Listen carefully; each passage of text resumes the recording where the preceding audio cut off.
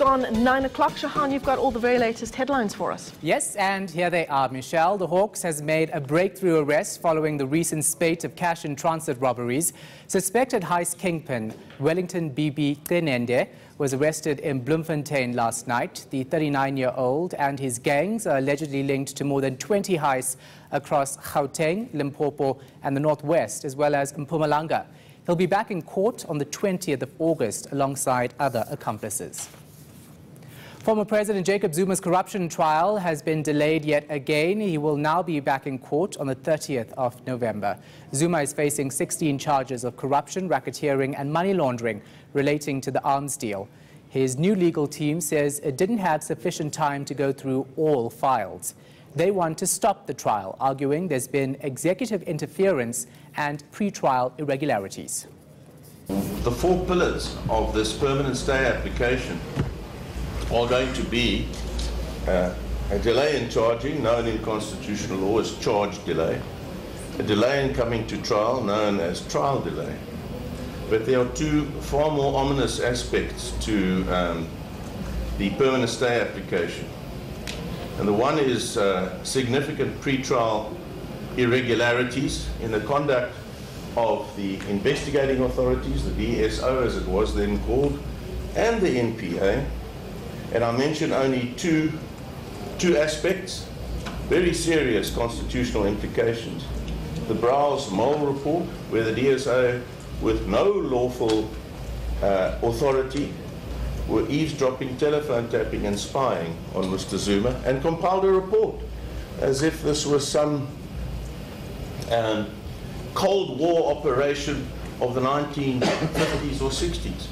The spy tapes, and it's not a rehash of that which served before the Supreme Court of Appeal, but it is the significance in terms of pre-trial irregularity and the undermining of the constitutional principles of privacy and regular conduct vis-a-vis any suspect that the spy tapes will come into being.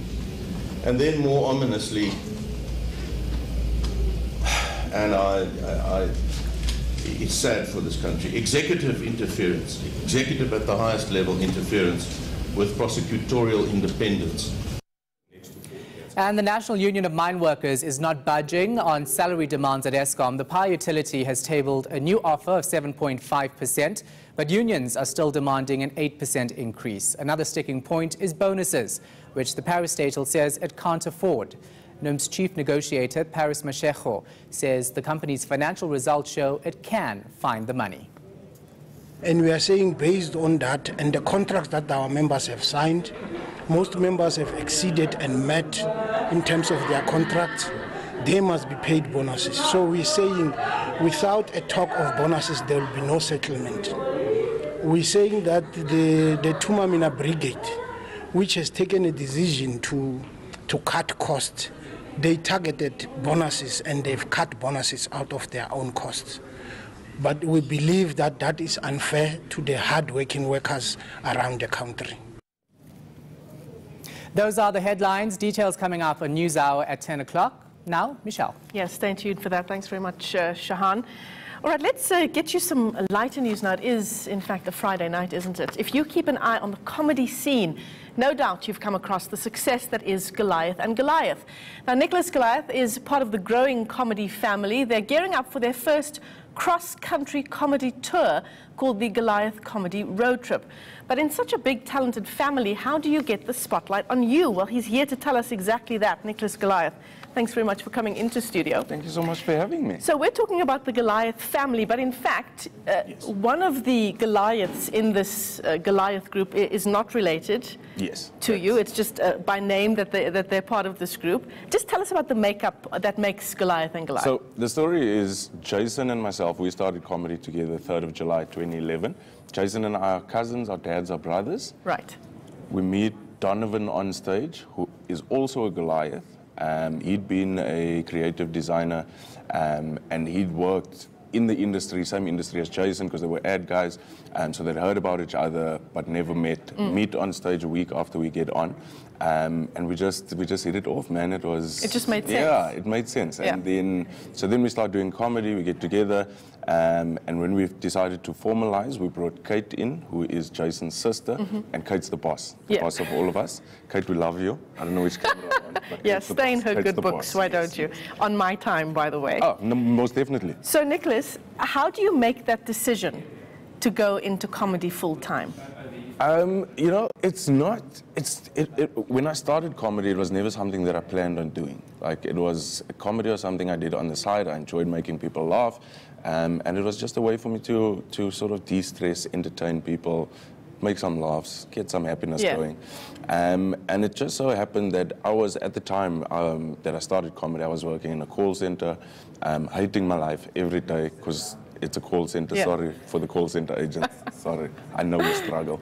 But yeah, hating my life. And it just got to a point where I never thought I was going to be any good at this thing. I just enjoyed talking a little bit of nonsense every now and again. And then, to my surprise, I'm actually not too bad.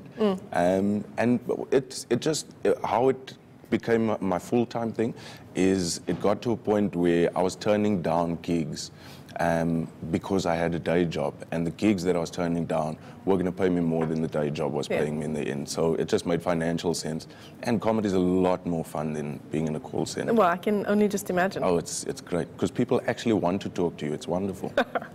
So then how do you get to the point where you're doing comedy, you're hooking up with guys in the industry who want to they have the same goals that you have, and you get to the point where you can actually open up a comedy club? Yeah. Well, you know, the great thing is I think the reason we work is we all understand our place in the business. And, you know, a lot of people often ask us, aren't you worried about, you know, somebody else taking the shine and Jason's more famous than you? But the thing is, it's never been about that for us. It's never been about the fame. It's never been about the money. We love the thing. And we work because we understand and respect each other. And yeah, we've managed to gain the respect of the industry, which then led us to a point. We started out with one gig called a Wednesday. It was our first comedy gig we ran. That ran successfully for a couple of years, and in that time we'd met a lot of the industry and started interacting and mingling with different comedians, and it just made sense for us to open the club so that we have another space, so that we have more comedy, so that we can give more comedy to audiences. Well, that's the thing about Goliath and Goliath. It's not just you guys on stage. It really is a platform, I've seen, for other young comedians as well who are trying to make it in the industry. Oh, most definitely. So the Goliath Comedy Club, I like to think of it as the home of comedy. Like, we have such great times where you have comedians that are there that are not on the lineup on the night, but we're just there, just enjoying each other's company, enjoying the show. And it's just a beautiful space for us to get together and just have fun. Yeah. And what's your brand of comedy? My brand, I'm a storyteller. I tell a lot of my personal stories. I talk about my family. I see your wife features quite... Yeah. Some of them, I can't tell them on because, you know, I'm actually thinking of a particular one that you can't tell. Oh, that particular about a New York trip and a T-shirt. Yes. Your makeup lady was telling me about that, and also she said it's a favorite. Yeah, that's a good one. You must check it out. But yeah, man, I just enjoy telling stories. I find that, you know, when I just started out in comedy, I always said I want to be known as a comedian that never does the same material. Yeah. Obviously, that just shows how ignorant I was. But I mean, that must be quite hard, coming up with new material constantly. And do you ever get on stage and think, actually, I wonder if people are going to laugh? Every time. Yeah. Every time I can guarantee you, even Trevor Noah, it doesn't matter who you are as a comedian, we always say in the industry, if you are not nervous before you get on stage, that means you're about to go out and die. Yeah. That's what's going to happen. So yeah, I get super nervous. Coming up with new material, some guys everyday life stuff. Some guys find it a lot easier. Yeah, so you have different styles. Like guys that write material that will write a joke about this table because they see the table. Yeah. I take experiences that have happened to me and try and find a way to make it funny. So yeah, it's tough, but it's exciting. And the thing is, comedy is still very new in our country. Even though it's been around for many years, I think as an audience, we're only starting to get exposed to comedy now, and people are only learning to laugh at ourselves. Yeah. You know, there's still that sensitivity that if somebody tells a black joke, a white joke, a colored joke, can I laugh as a colored, as a black, as a like all of these different things. And I love that now. I feel like we're getting to a point where people are just like, you know what, let's just sit back, have fun. We're all in this thing together, and just enjoying it. It's amazing. Well, let's take a look at one of your skits. You played the lead in the SABC's sketch comedy show, Bantu Hour. Yes. So this particular episode that we're showing you now became, it went viral and became Bantu Hour's most watched and most shared video. Let's take a look. Good morning, kids. Today, I'm going to tell you the story of Goldilocks. So once upon a time, there was this white cherry. A white cherry with blonde hair, my bro. So, hair was so blonde, they saw me call her Goldilocks. That's how she got her name, because of her blonde hair. Because then they say it looked like gold, then they saw me call her Goldilocks. Now it's not. So now Goldilocks, she's planning a march. One day she's planning a march from a shop, because she was at a shop, she went to go buy guys. Well, not guys, she bought a 10 rand airtime and then 2 loose guys, because she didn't have gang money, because she still needed to keep taxi fare also.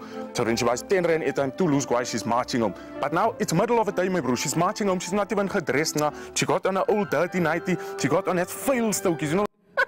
Okay, you have to tell us the end of that clip. We No. cut just before the end. Oh, that clip is so long. You've got to watch. Oh, really? Oh, okay. It's well, amazing. that's a reason for our viewers then to go online and check You have to go and check it out. It's one of my favorites. It's, yeah. One take, I still can't believe it. It was written by Donovan, actually. Oh, really? Yeah. Okay, so speaking of being part of a funny family, so let's talk about Donovan. He's your partner in crime. He's also part of this trio, and he's got a particular set of dance moves. We've got another clip to show you. Yes. When she goes out with her colored friends and her Muslim friends, you know, after work, and then she's in the circle dancing, she just does that one thing. I'm like, ah.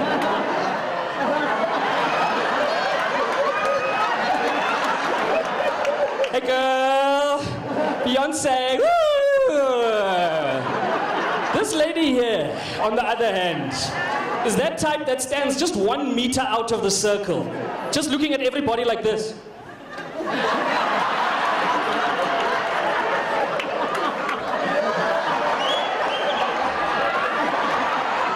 Yeah, I'm not that lady, I'm the other lady. Yeah, no. I'm just the one on the side, just watching all of this. I can't, my dance moves, and since the poop is in place now, I struggle. So all of you have a particular brand of, I mean, there's a certain brand of comedy that can be assigned to you, to Donovan, to Jason. Definitely. Yeah. And that's what makes it so great, and that's why I think we get along so well.